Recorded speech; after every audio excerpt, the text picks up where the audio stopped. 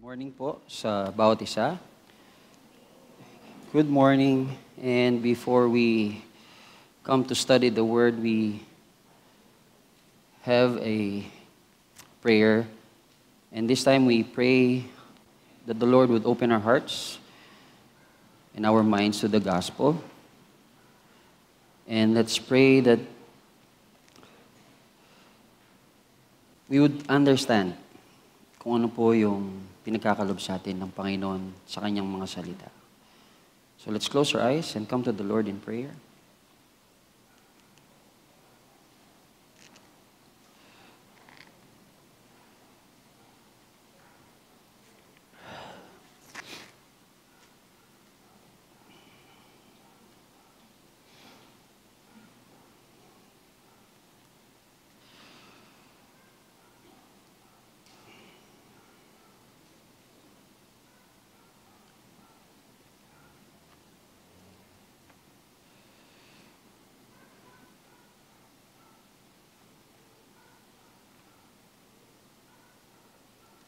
Father, we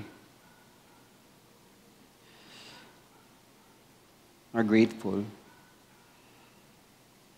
that you have once again opened our eyes, given us breath to live another day, to experience your goodness and faithfulness in our lives. We are grateful for this opportunity that we can come to you. Lift up our praises, our voices. Lift up our worries. Lift up, O Lord, our anxieties. We are grateful, O Lord, for your mercy and your grace that you always give to us. We are grateful, O Lord, for blessings, monetary and of kind. We are grateful, O Lord, for you are still working in our lives in spite of our being stubborn and hard-headed. We are grateful, O Lord, for the forgiveness that you offer, that you give us every time we slip, we fall down. We are grateful for your favor, that even if we rant, we complain to you, O Lord, you are still holding us and always ready to pull us up once again. Father, through the mercies that you have given us, we are now offering our bodies as living sacrifice. May it be holy and pleasing to thy sight. And may this be our spiritual act of worship. Remove us from the temptation of being misdirected and redirected to the enemy's darts. But rather, O Lord, may you be our strength today to focus on you alone. In Jesus' name we pray. Amen and amen. Again, good morning, brothers and sisters in the Lord. My name is Pastor Fritz, and I'm one of the pastors of All Generations Church. And every time I stand up here, I am so, first and foremost, whenever I stand up here, merong palaging kaba. But at the same time, masaya ako dahil kasama ko po kayo. So last 2 Sundays ago, we have heard of a song popularized by the Beatles. And marami sa mga mature ang nakaka-relate. Ngayon, gusto ko naman na makarelate yung mas nakababata sa amin. And I'd like us to hear this music. When you try your best but you don't succeed. When you get what you want but not what you need. When you feel so tired but you can't sleep. Stuck in rivers,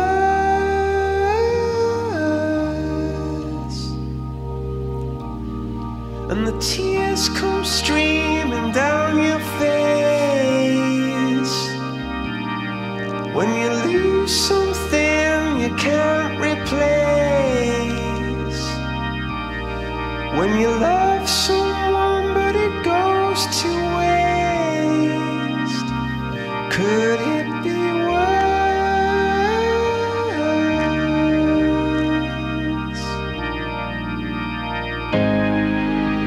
Lights will guide you home and ignite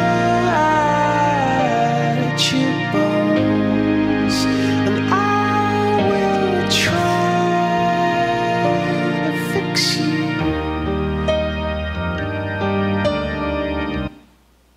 Nabitin po ba kayo? Yung mga iba kumakanta na yun, nagsisimula na mag-pick up yung ano yun. That was a song popularized by Coldplay. The song was inspired by Chris Martin, who was basically the lead singer of the band. Nung nakita po niya si Gwyneth Paltrow undergoing grief, that was the time when Gwyneth Paltrow's dad passed away. So nakaramdam po si Chris Martin na kahit paano magbibigay ng kaiibsan ng pinagdadaanan ni Gwyneth Paltrow. And by the way, they became a couple, but then they're no longer together. The lyric echoes a deep place of confusion and grief, but it comes to the chorus, it changes and speaks of coming hope. There's someone who will guide us and fix us. We just need to know where to go. Sabi doon, lights will guide you home, ignite your bones, and I will try to fix you. But that's not the message for today. The message is in the scripture which is found in Psalm 73. Yun po yung binasa po kanina ni Pastor Glad. I'd like to tell you about a story of a man named Asaph. So, hindi ko alam kung familiar kayo, but Asaph is a worship leader.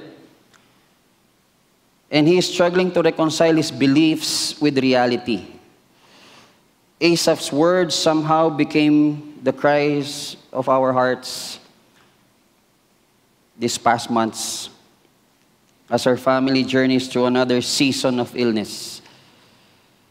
This is not just Asaph's song, it became our song. A song of questions, worries, fear, but then became surrender and faith. As we begin, let us look at the author. Who was Asaph? Asaph was a Levite appointed by David to worship before the ark. We can find that in 1 Chronicles 16:4-7. David later established his family as the temple musicians.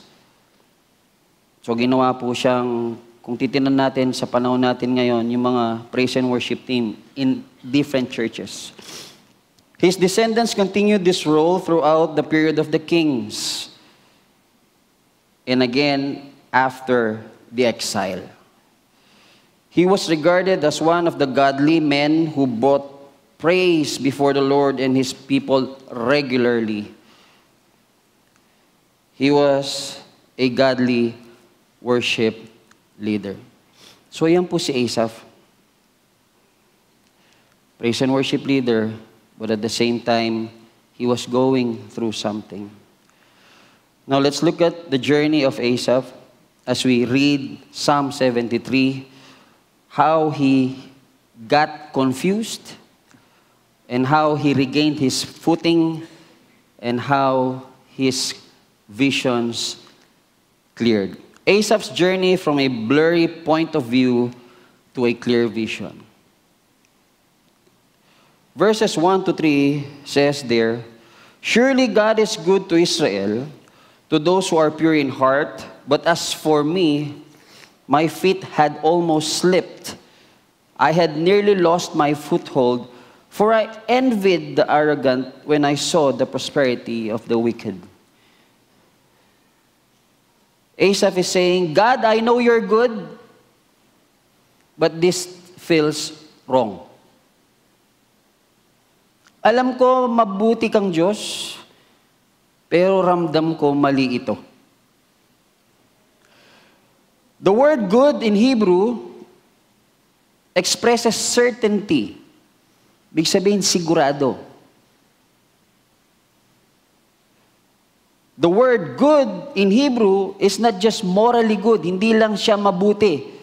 But he is beneficial. He is desirable. It implies wholeness, well-being, and blessing. Ibig sabihin, hindi lang mabuti ang Diyos. Higit pa ang Diyos na siya ay mabuti.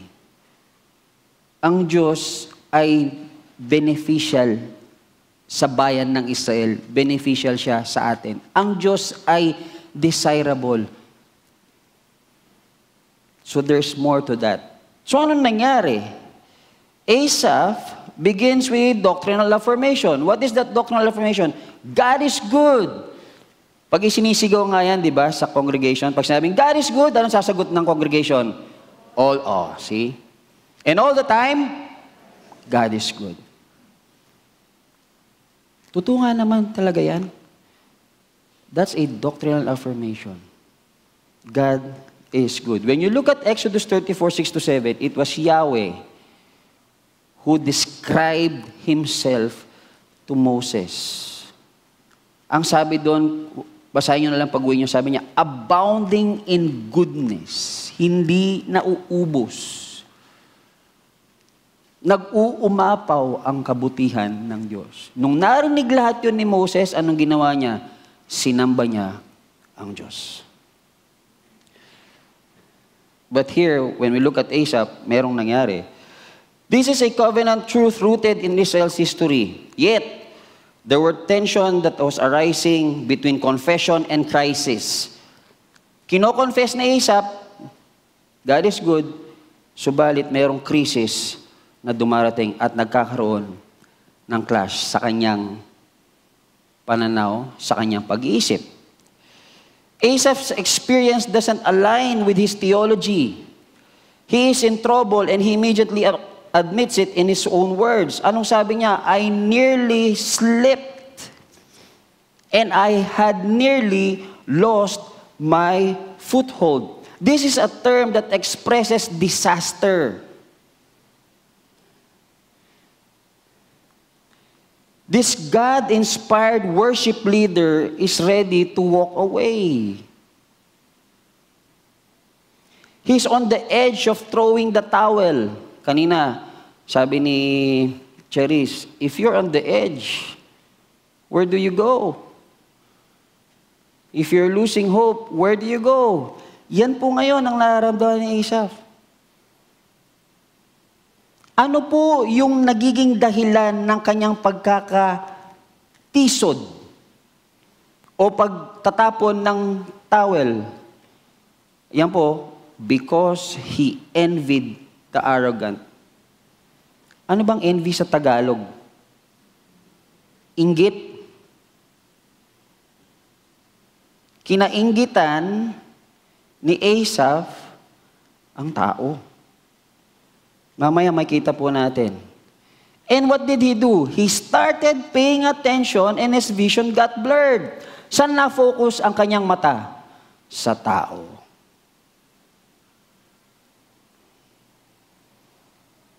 Siya mismo nagsabi, for I envied the arrogant when I saw what? The prosperity of the wicked.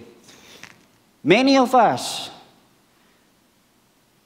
we affirm, we claim by heart the eternal truth that God is good. However, Asaph could not reconcile how the wicked prospered. Natanong na ba natin, bakit mas successful yung buhay niya kaysa sa akin? Bakit siya nagkakotse, ako hanggang ngayon wala pang kotse? Bakit siya merong iPhone, ako Alcatel lang? Hindi nyo na pala alam yung Alcatel. It goes something like, alam niyo yun, yung Christians have it harder than non-Christians. And that made Asaph more envious, bitter, and angered.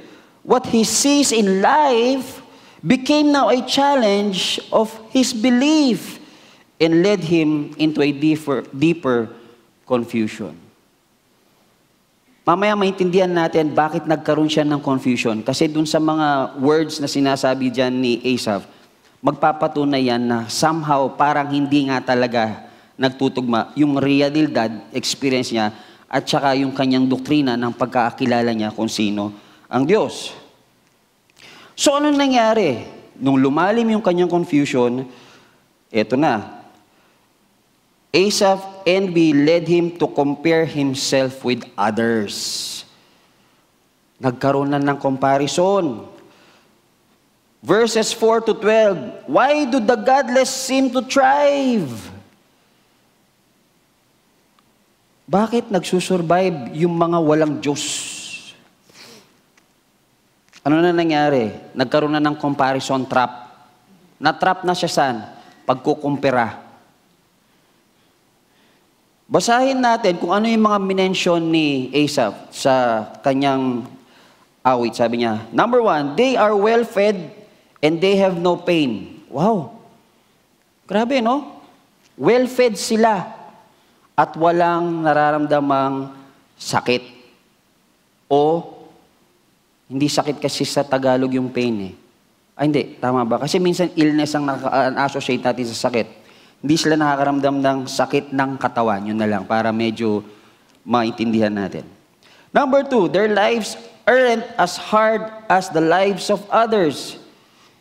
Mas mahirap yung buhay ni Asaph kaysa sa kanila. Number 3, they are prideful and violent, but they suffer no adverse consequence.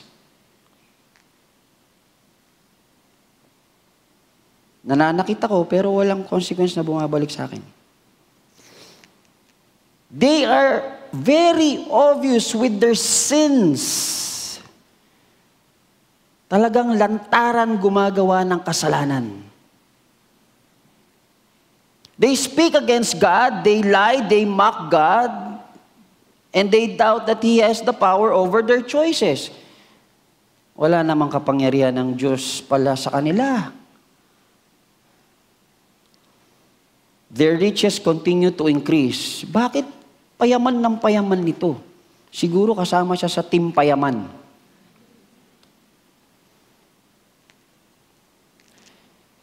They use and abuse people with no regard for God and no regard for anything other than themselves, and they boast in it.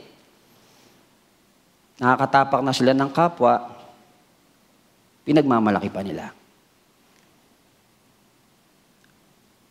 Now, if we see that, tayo mismo, hindi ba struggle yun? Asaph clearly was struggling with the prosperity of the ungodly. The ungodly have made it. Kaya tuloy sabi ni Asaph, bakit sila napro-prosper, ako hindi? Now, this is now the tie-up. Bakit napakabigat kay Asaph? Bakit umuunlad sila at gumamit siya ng term na prosperity? Hindi naman po negative ang prosperity. Blessing naman po yan, pagpapala ng Diyos. Kasi tinan po ninyo, the word prosperity in Hebrew is shalom. Familiar po ba kayo sa word na shalom? Anong shalom? Peace. Yan yung gamit dyan, na ginagamit ni Asaph.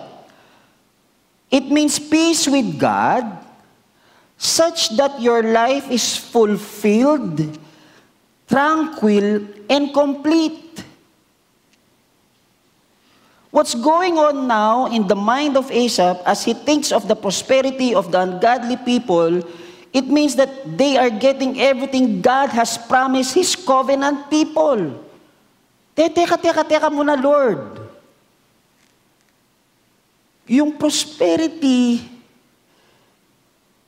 ito yung ibig sabihin, pero bakit mas ramdam ko na naibibigay nyo sa mga ungodly, na dapat ito para sa iyong mga covenant people.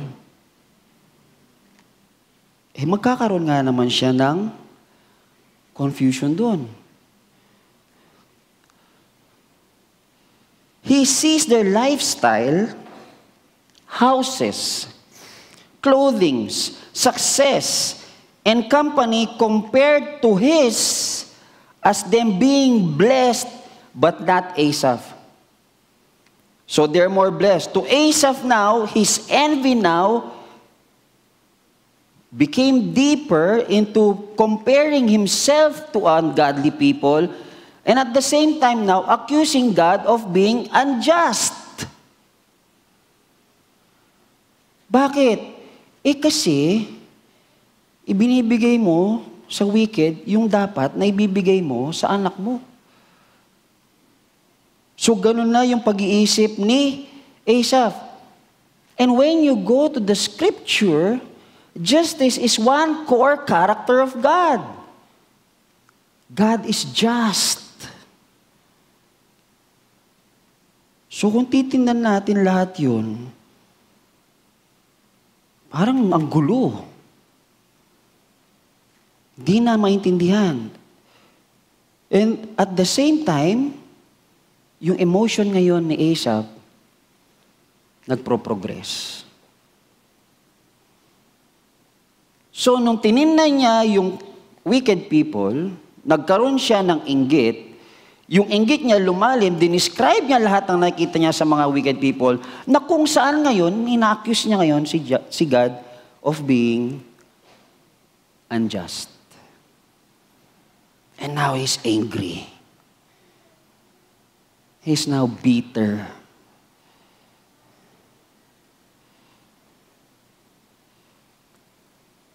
Kung kaya naman, titinan natin, nung lumalim yung ganung kaisipan ni Asaph, nagkaroon na siya ng question sa buhay. Ano yung question niya? Tinan niyo po yung verses 13 to 16. Did living for you even matter? Asaph's envy had so taken his heart that he was fed up with living a godly life. Ayoko nang mamuhay ng matuwid. He was angry and discouraged. He enters a heart that we call right now as a spiritual discouragement. Na-discouraged na siya. Paano natin malalaman yan, Pastor? Tingnan niyo po dun sa verse, sabi niya, surely in vain, I have kept my heart pure and have washed my hands in innocence. All day long I have been afflicted, and every morning brings new punishment. Yung vain dyan, malalim yan, hindi lang yung vain na vanity. Ano itsura ko? Hindi. Ang vain dyan na ginagamit sa Hebrew ay futility. Pag sinabing futility, walang kapag-apag-asa. Ang alin? Yung ginagawa ko.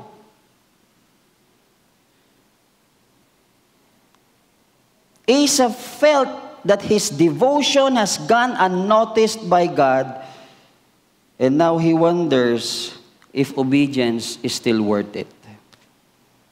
Susunod pa ba ako? Parang wala lang naman yung ginagawa ko eh.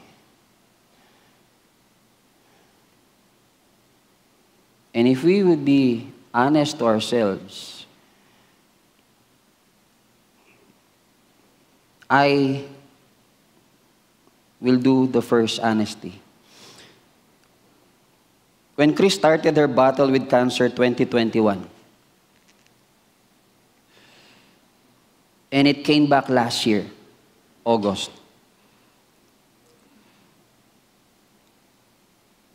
These questions came up to me.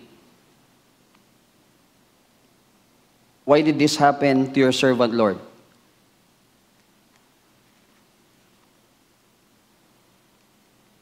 Mabigat pa yung, Lord, pastor ako ah. Bakit nangyayari ito sa akin? Why me, Lord? Bakit ako? As we go through life, there will be challenges. And the challenges would push us to the very edge of our faith, tempting to make us all fall and question the faith that we possess as we serve the Lord.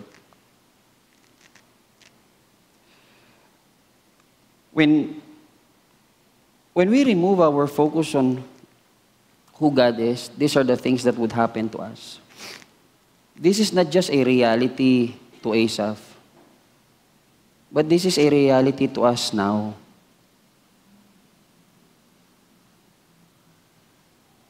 When we remove our focus on God, ang daming pwedeng mangyari sa atin. That's the time Satan will take a foothold and use all of those things that we see against our God, Jesus, our Lord and Savior.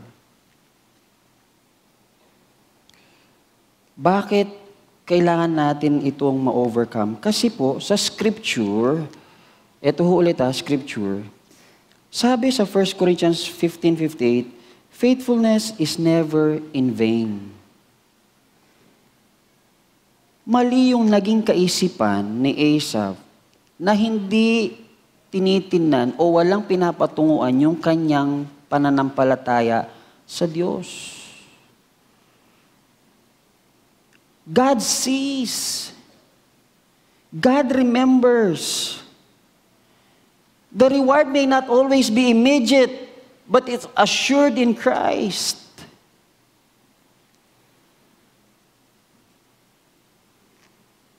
Faith must learn to trust God's character when His actions are hidden. Masyado na ho tayong maraming kinaing instant noodles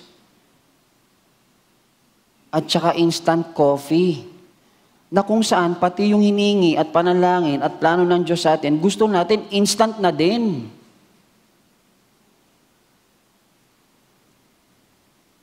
At pag hindi natin natikman yung instant, ano nangyayari? Nagagalit tayo sa Diyos. Lord, bakit? Pag nagsimula na yon, kukumpira na natin sarili natin, bakit siya?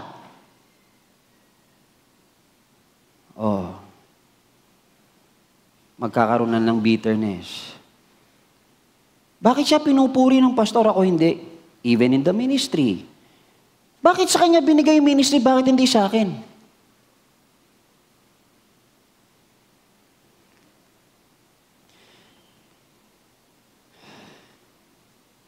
And then we question, Lord, present pa ba ako sa buhay mo? Nakikita mo po ba ako?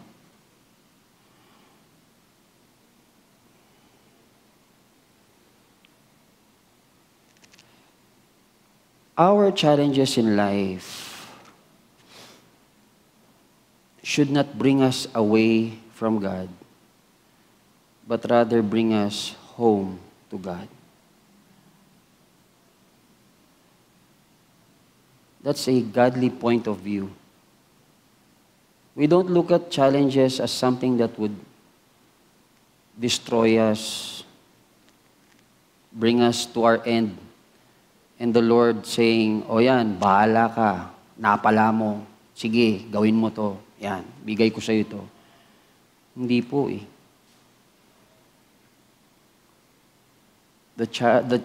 God allows challenges because He wants us to refocus our eyes towards Him. Because there is one point in our lives that we can truly say God is good. Which leads us now to Asaph now, having now this kind of realization. Verses 17 to 20, sabi niya, in worship, I found perspective again. Then I entered the sanctuary of God. Then I understood. Because prior to that verses, sabi niya, anumang klase ng pag-iintindi ko dito, mababaliw ako. Hindi ko talaga maiintindihan ito. So ano nangyari? Papasok ako sa sanctuary ng Diyos. When I met God again, then I understood. Naintindihan ko. The crisis was building in Asaph's life, but then when he went into the house of the Lord, Asaph regains his perspective on his circumstances. When he shifted his eyes from what he can see and looks to God's perspective, that his vision now started to clear up. Now, the word sanctuary in Hebrew is not just a physical place. It represents God's presence. In Hebrew theology, it is where heaven touches earth, where truth becomes clear. Now, what do you do in the sanctuary? What do you do in the presence of God? A commentary says this, by prayer and worship in the sanctuary, he understood that God was at the center of all things, and he gained a fresh appreciation of both God and eternity. What do you do in the sanctuary? You pray. You worship. What did that do to Asaph? He was able to understand that God is the center of all things. By hearing the word of God in the sanctuary, he understood that there was truth that went beyond what he saw and experienced in everyday life. There was purpose why that is happening. And where did he learn that? He heard that from the word that was spoken in the sanctuary. By observing sacrifice at the sanctuary, he understood that God takes sin so seriously that it must be judged and atoned for, even if it is by an innocent victim who stands in the place of the guilty faith. We offer our lives in the sanctuary to God. And that it pictures how God hates sin. That even His only begotten Son died for that. So that we would have a brand new relationship with His Father. With all of these things now, Asaph's vision now is clearing up. Anong sabi niya after he went in? There was now remorse sa buhay ni Asaph, sa kanyang ginawa. Anong sabi niya? God, I've been angry, but you still love me. When my heart was grieved and my spirit embittered, I was senseless and arrogant. Ang description pa nga niya sa sarili niya, naging beast siya. Naging hayop. Dahil sa kanyang inggit. Dahil nanguna ang kanyang emosyon. Na kung saan pati yung pagsisilbi niya, question niya. At pati ang karakter ng Diyos, question niya. The Hebrew word for embittered means soul corruption. Nakorrupt na po yung kaluluwa ni Asaph. na kung dati-dati yung description sa kanya was a godly worship leader, ngayon naging corrupted na ulit yung kanyang puso. And bitterness corrupts the soul. Ang bitterness po ba sa Tagalog, puot?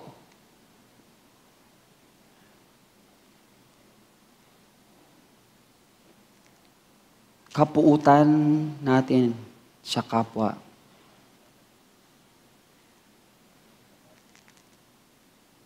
Alam niyo po yun, minsan yung bitterness natin sa tao, pag palagi tayo nakafocus sa kanila, isipin natin, evaluate natin, sino ang nasasaktan? Di ba tayo? Tayo pa rin naman eh. Akala natin nakakaganti tayo. Ang problema, tayo nasasaktan, tapos tayo pang lumalalim. Tayo pang nahuhukay. Hinuhukay natin yung sarili nating tibingan.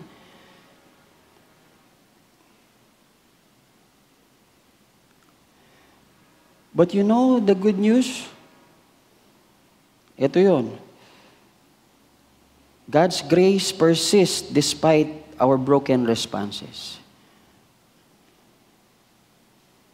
Peter was restored. In Psalm 34:18, sabi ng scripture, the Lord is close to the brokenhearted.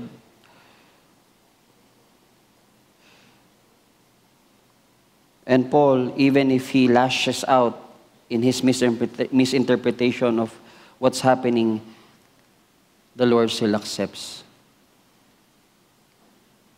When we come to the sanctuary, we need to remove our mind, we need to remove in our mindset na pag pumasok ako diyan, mapaparusahan kasi ako eh. Paparusahan ako ng Diyos diyan. Ayoko diyan. Hindi ako papasok diyan kasi makasalanan ako. Mga kapatid, this is where we find our hope. This is where we find peace. In God's presence. This is where we find redirection. This is where we find God's purpose in our lives. It started here and it will end here. Mamaya makita po natin paano. Here Asaph confesses his ignorant attitude. He admits that his feelings got the best of him. He allowed his envy of the easy lives of the rich to cloud his thinking, and he started raving like a beast without knowledge or understanding. In his frustration, he allowed his mind to get carried away, and his thoughts did not glorify God. However, still did take this to the Lord and receive an answer. He finally repented.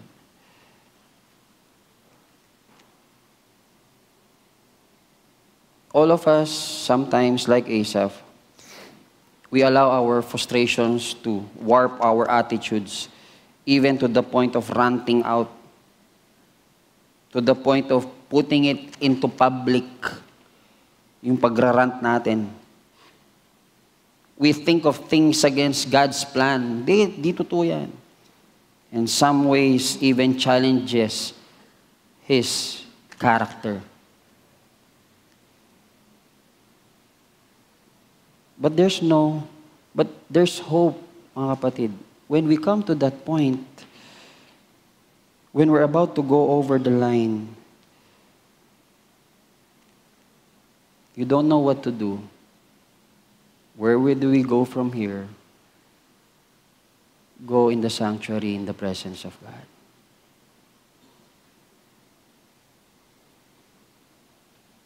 And let's face how we have wronged our loving God and merciful God. Ito po yung magandang perspective po dito na gusto ko pong i-share. When you look at verses 23 to 26, even in this, you're holding us both. Sabi niya dito, yet I am always with you. You hold me by my right hand. The Hebrew word for hold means to take hold of or holding in possession. It is not us holding God, it is God holding us. God's grasp is a picture of divine presence and security. He is not distant. He is Emmanuel, God with us. Alam niyo po, sometimes I hear yung prayer na, sana po, Lord, andito po ang inyong presensya. Ano po implication po ng ganung panalangin? That implies na yung presensya ng Diyos nawawala. Mga kapatid,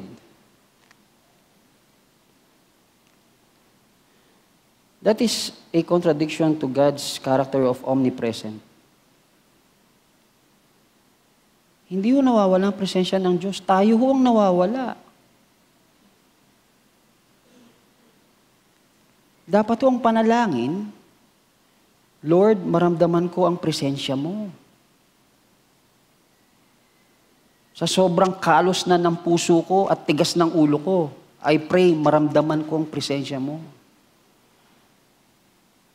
Kasi when we have a visual of the holding, it looks like this. Hindi naman siya ganito eh. It's like this. So even if we sleep, the Lord, God is still holding us. At inamin naman yun ni Asaph. At yun din yung pagkakagamit ng hold. Kaya nga nagpapasalamat siya eh. Did the presence of God leave him? No.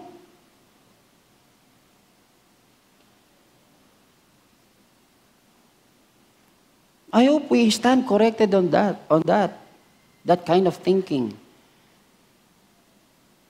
I'm not saying that God is present in this pulpit or God is present in the speaker. No, God is present here in our midst.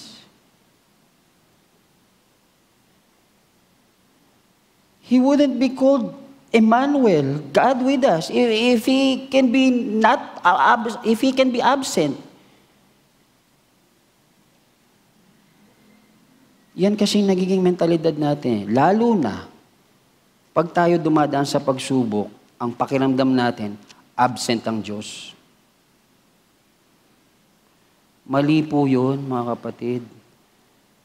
Doon nga po dapat natin maranasan ng Diyos dahil doon siya talaga ipapakita ang kanyang kapangyarihan kung paano niya tayo hahawakan doon sa problema o challenge na yon. Kung saan niya tayo bibigyan ng kalakasan para mag-go through that.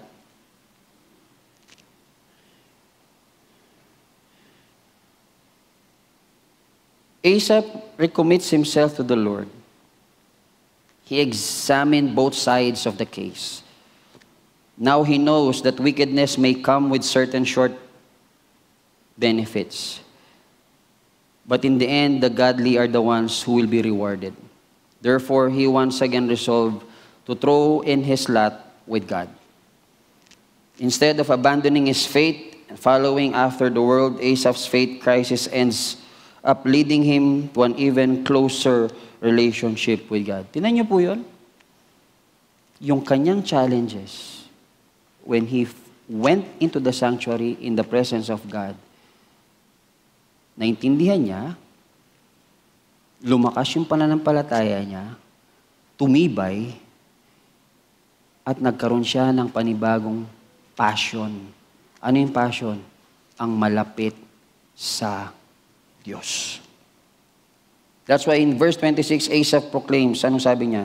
God is the strength of my heart and my portion forever. There are times in our Christian life when we stray because of our circumstances and realize our fault that we need to come back to God and make new commitments.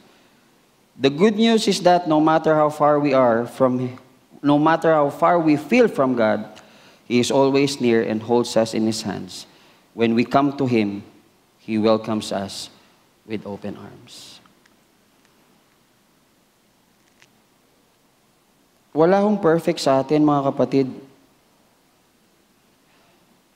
Meron hong mga pagkakataon na natitisod tayo.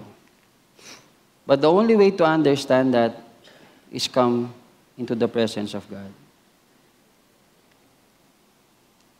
Kung kaya naman, ang sabi ni Asaph, God is enough for me. God is the best and to be cherished higher than anything or anyone else.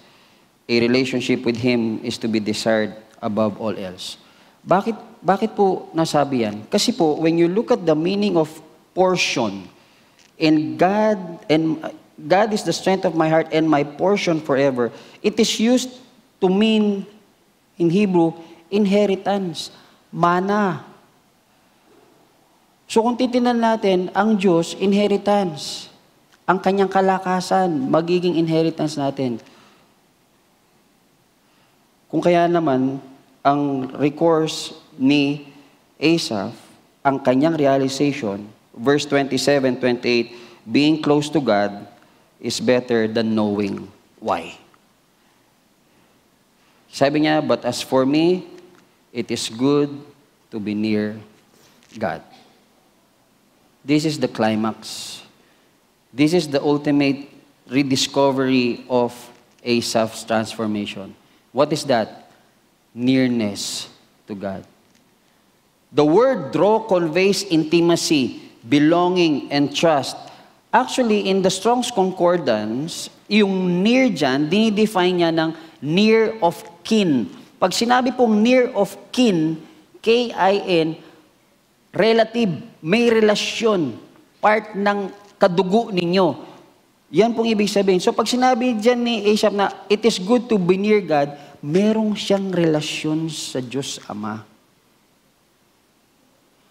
At para sa kanya, enough na yon.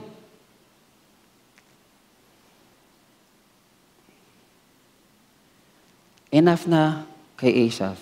Asaph saw the great benefit of drawing near to God, which he had doubted in the first verses of Psalm. He once again saw the value of putting his trust in God, now understanding that God was reliable and could be trusted.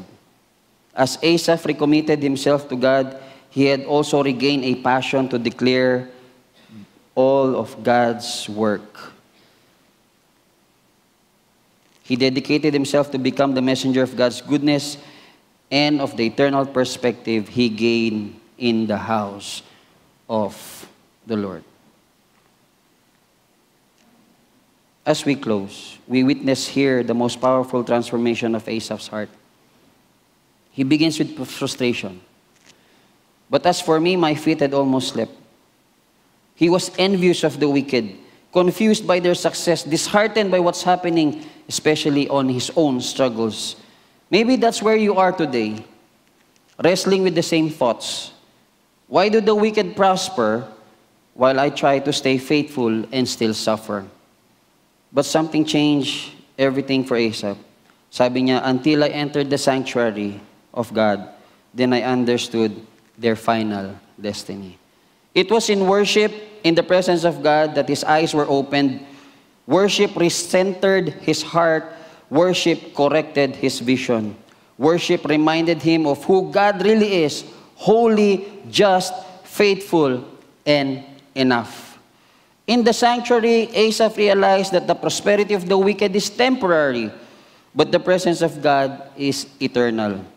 He saw that even when his heart and flesh fail, God remains the strength of his heart and his portion forever. Worship did not change Asaph's situation, it changed him, his perspective. If you are in the same circumstance as Asaph, when you are tempted to envy others, worship. When you feel that life is unfair, run to the sanctuary. When your faith feels weak, lift your eyes to God. Let worship remind you, whom have I in heaven but you? There is nothing on earth I desire besides you. Asaph ends with the most powerful stand.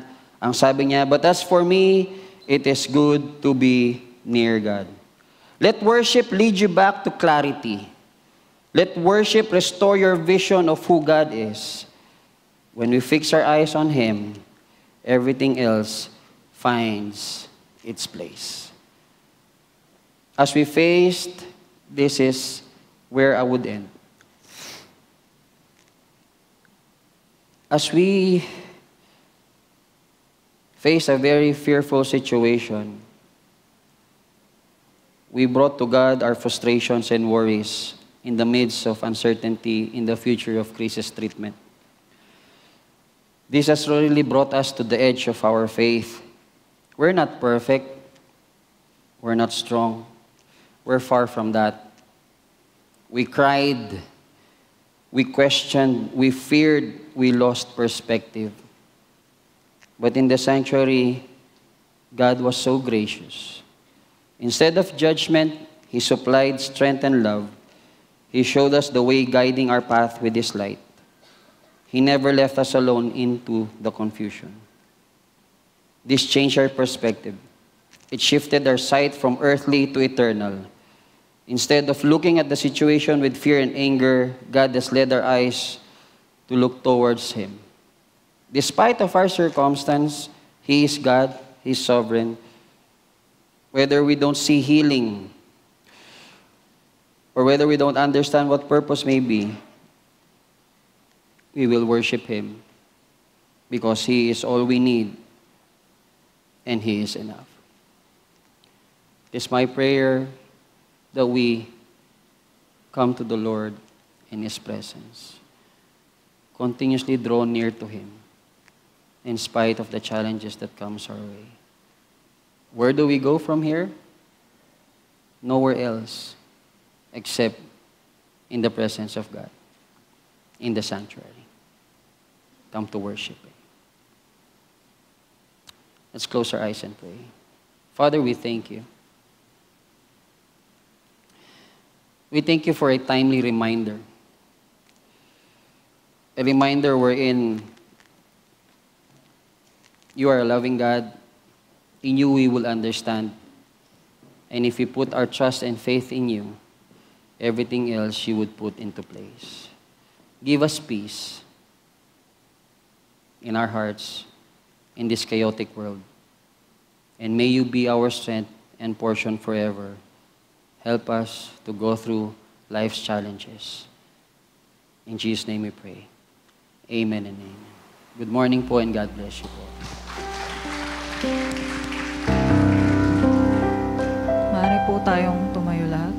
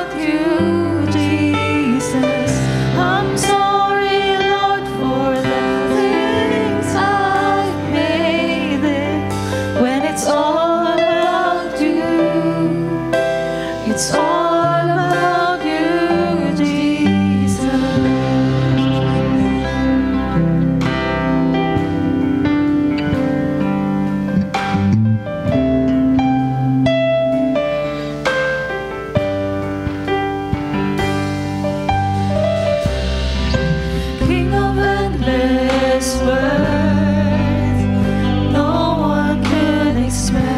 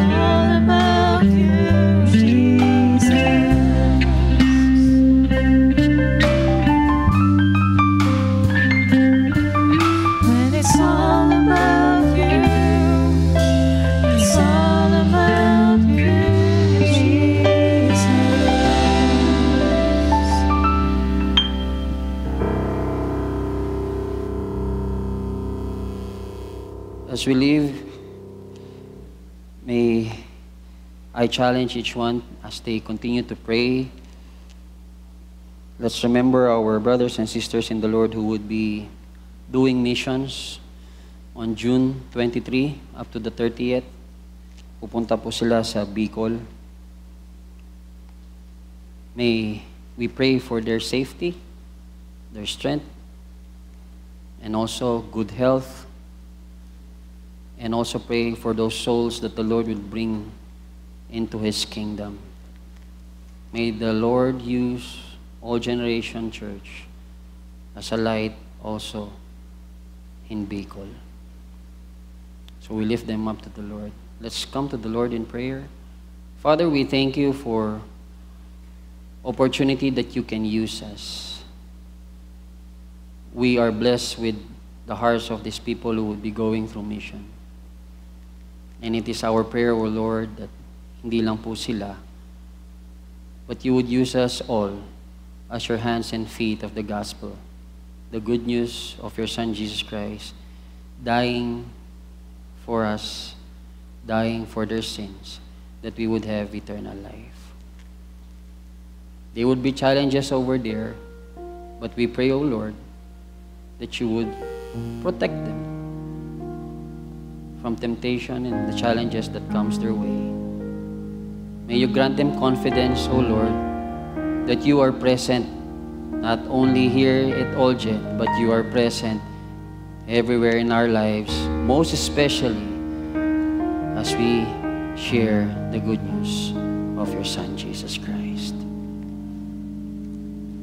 Thank you for the reminder, O Lord.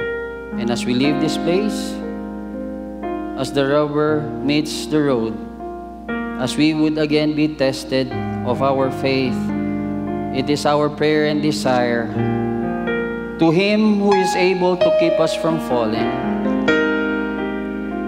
to present us before His glorious presence without fault, with great joy to the only God, our Savior, be glory, majesty, power, and authority through Christ Jesus our Lord, before all ages, now and forevermore.